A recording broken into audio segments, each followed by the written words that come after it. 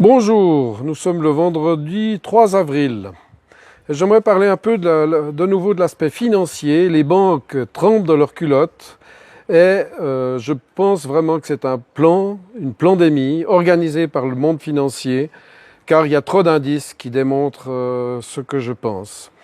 Et la situation est terrible. J'ai vu des images infernales aux États-Unis, par exemple, de camions frigorifiques parqués devant les hôpitaux, où on charge les corps des morts avec des transpalettes sur des palettes, on les met dans les camions frigorifiques, on stocke les morts dans des patinoires aux États-Unis, en Espagne, on stocke les morts à Rungis par exemple. On ne dit pas les vrais chiffres, qu'une surface peut être contaminée pendant 17 jours, un porteur peut être contaminant pendant 27 jours, alors qu'à Hong Kong, il est démontré qu'un simple masque arrête la pandémie, arrête cette pandémie. Il n'y a pas de confinement, il n'y a que 5 morts dans tout Hong Kong. On se fout de notre gueule. On arrive à des maltraitances systématiques, ces maltraitances par confinement généralisé et loi martiale quasiment imposée dans le monde entier, provoque des drames au niveau intrafamilial. Les hommes, les femmes, les enfants sont confinés, il y a des problèmes psychiatriques, psychologiques, il y a des accidents dans les ménages, les gens ne peuvent pas sortir leurs chiens, ils passent leur temps devant la télévision qui les intoxique de mensonges divers et variés. Il y a des millions de chômeurs dans le monde entier. On pousse à la faillite des PME, les petits commerces, des indépendants. Et tout ça, c'est organisé par le grand capital, c'est organisé par les grandes banques qui se sauvent avec des plans financiers qui, bizarrement, sont quasiment les mêmes dans tout le monde, sauf aux États-Unis. Et j'aimerais féliciter les États-Unis, le président Trump, qui arrive à sortir un peu du lot, qui donne du cash directement aux citoyens américains, qui donne 500 francs de cash par enfant directement aux États-Unis, aux Américains. Et c'est vraiment un modèle, je dirais, d'un pas dans la direction de la nouvelle économie. L'économie qui est basée sur le revenu de base inconditionnel, le dividende distribué à tout le monde directement. On peut se le permettre, il y a une surabondance de tous les biens, mais il manque l'argent.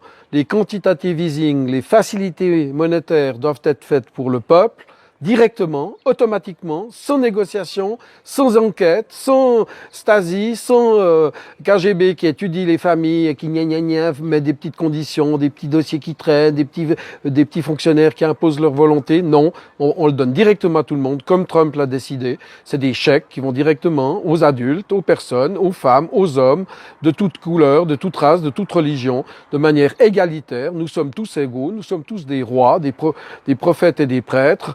Nous avons un sacerdoce royal. En Suisse, le souverain, c'est nous, le peuple.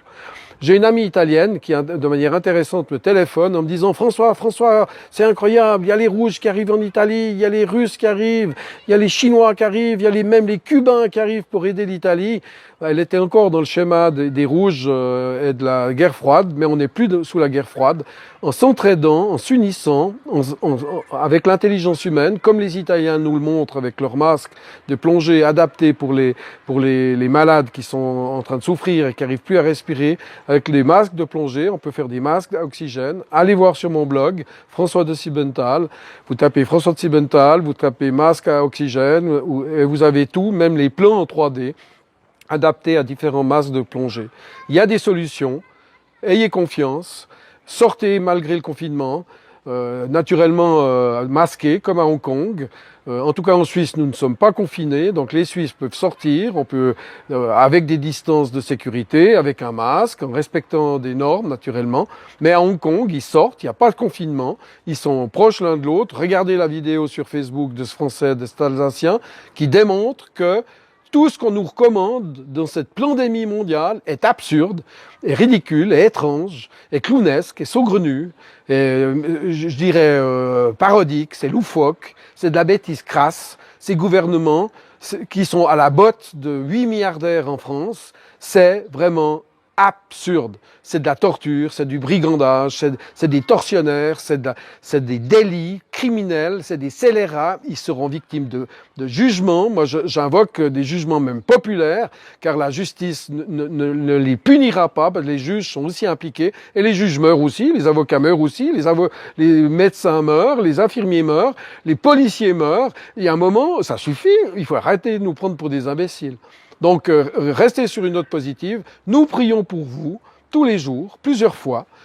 Ayez courage, la prière sauve, ayez confiance, n'obéissez pas à ces salauds, à ces assassins, à ces criminels qui sont particulièrement vicieux, pervers, leur perversité est infinie. La plupart sont des pédocriminels où ils tiennent toute la hiérarchie par la pédocriminalité. Voyez clair, videz-les, sortez-les, mettez-les dans les champs, qu'ils aillent casser des cailloux.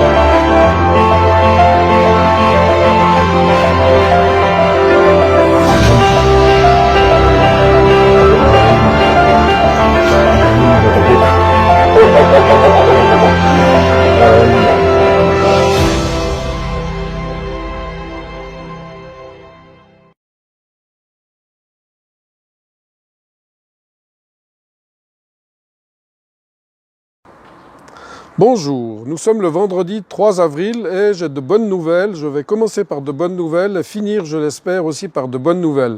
Car il est important d'avoir une certaine joie malgré la difficulté de cette attaque de la pandémie mondiale. Nous l'appelons pandémie car c'est un plan pour une pandémie. Et je commence avec mon préféré, le docteur Raoult, le Gaulois qui résiste à toutes les pressions, qui est dans son petit village au bord de la Méditerranée. Sa ville, naturellement, c'est une grande ville, mais l'image, c'est l'image du Gaulois qui résiste à l'Empire romain, l'Empire du mal. Et c'est un peu le Panoramix ou le Vercingétorix qui résiste à toutes les forces obscures. Ce Gaulois résistant figure sur une carte que je trouve très humoristique et qui soulève la hargne des trolls sur Internet. Cette carte, vous avez une carte de France avec le petit camp retranché du professeur Raoult à Marseille où il y a très peu de morts, un mort sur 1000 patients à peu près. Alors que dans le reste de la France, si on prend les morts officiellement déclarés hier et ceux qui sont morts dans les EHPAD qui ne sont pas encore décomptés, on avoisine les 5000 morts. Donc il n'y a pas photo entre le petit village ou la grande ville qui résiste, Marseille, avec le reste de la France. D'autant plus qu'en Allemagne, on a quasiment des taux de 10 fois moins de morts par rapport à la France, qui est quand même significatif. Mais une chose m'a halluciné, c'est vraiment hallucinant ce qui se passe par exemple à Hong Kong. Il y a un Français, un Alsacien qui a fait circuler une vidéo fin mars, le 31 mars, sauf erreur, ou le 30 mars, où il se promène dans les rues de Hong Kong. Il n'y a pas de confinement. Il y a que 5 morts pour tout Hong Kong. Il y a tout le monde avec son masque et il y a très peu de contamination. La même chose dans d'autres pays asiatiques, la Corée, etc. Donc, le gouvernement français, au contraire, interdit à la police de porter des masques, n'a pas les masques car ils ont liquidé des masques, ils les ont livrés à la Chine ou ils ont livré des masques même moisis dans certaines dom-toms. C'est vraiment ignoble ce qui se passe. Je suis vraiment choqué par la politique grotesque, aberrante, étrange, abracadabrantesque du gouvernement français. C'est criminel, je pèse mes mots, je considère ceci comme une aberration intellectuelle, une aberration de corruption, une aberration qui démontre le mépris des personnes âgées, des plus faibles, dans la société française. Entre 5 morts pour 5 millions d'habitants à Hong Kong, en recommandant le port des masques, et surtout l'absence de confinement. Nous avons un pays entier dans lequel il n'y a pas de confinement, tout le monde va au marché, vous pouvez voir la vidéo sur Facebook, ce Français alsacien l'a diffusée, je vous recommande de la chercher, c'est criant de vérité.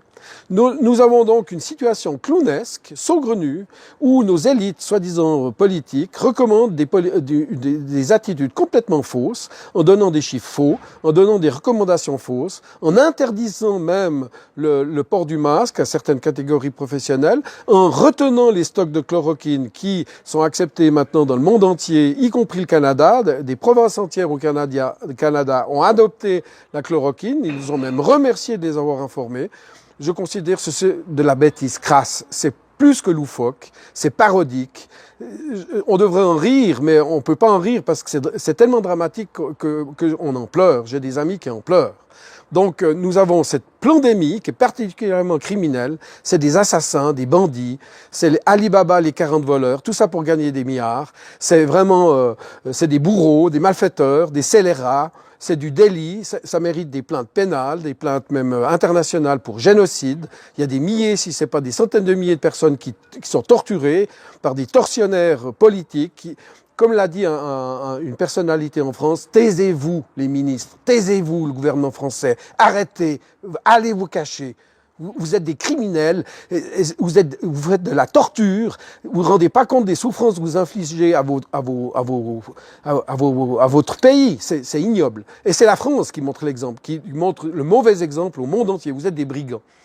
Et j'aimerais finir quand même sur cette note un peu psychologique. Je crois que c'est du domaine psychiatrique. On accuse le professeur Raoult qui devrait aller dans un asile psychiatrique. Ils ont osé faire cette ignominie. Mais c'est eux qui font de l'accusation inversatoire. C'est eux qui sont dans le déni. C'est eux qui sont complètement à la masse. Et pour finir sur une note positive, j'aimerais dire qu'il y a quand même des bonnes nouvelles. Quasiment tous les pays du monde et les cantons suisses ont montré l'exemple.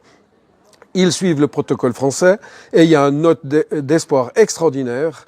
vu qu'il y a un manque criant de machines à respirer, de machines à intuber, des médecins italiens notamment ont pris des masques, des simples masques de plongée qui couvrent tout le visage.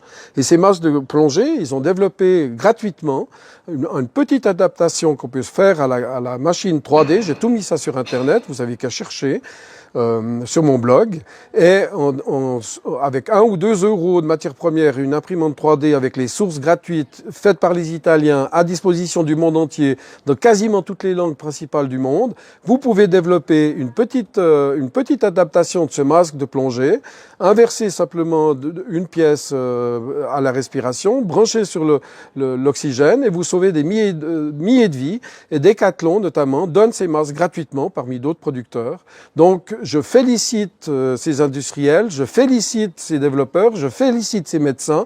Avec un petit peu de génie, le système D, le génie latin, le génie italien, français, nous arrivons à trouver des solutions. Et maintenant, où il y avait un manque chronique et des morts par manque de respirateurs, nous avons une avalanche de respirateurs grâce à ce développement de petites imprimantes 3D. Il n'y a même pas besoin qu'elles soient très chères. Vous sortez une petite pièce et vous adaptez ces masques de plongée pour sauver des vies. Merci à tout le monde. Merci de m'avoir écouté.